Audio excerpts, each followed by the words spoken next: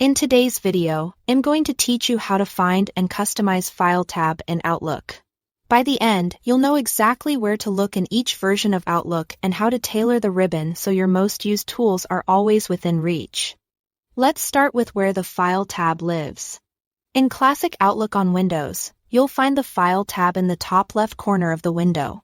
Click it to open what's called the Backstage view. This is where you manage your account settings, print, and access options for deeper customization. Think of Backstage as the control center for things that affect Outlook as a whole, rather than the message you are working on. If you are using the new Outlook or Outlook on the web, there is no File tab. Instead, look to the top right corner for the gear icon, labeled Settings. That's your hub for account and app configuration.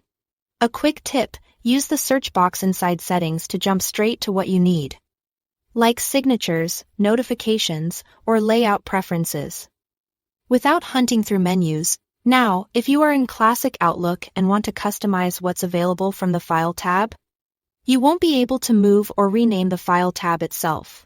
However, you can customize the options behind it. Click File, then Options, and choose Customize Ribbon from the left sidebar. On the right side, you'll see all the tabs and groups that make up your ribbon. Here, you can show or hide entire tabs by checking or unchecking them. For example, turning on the Developer tab if you need advanced tools.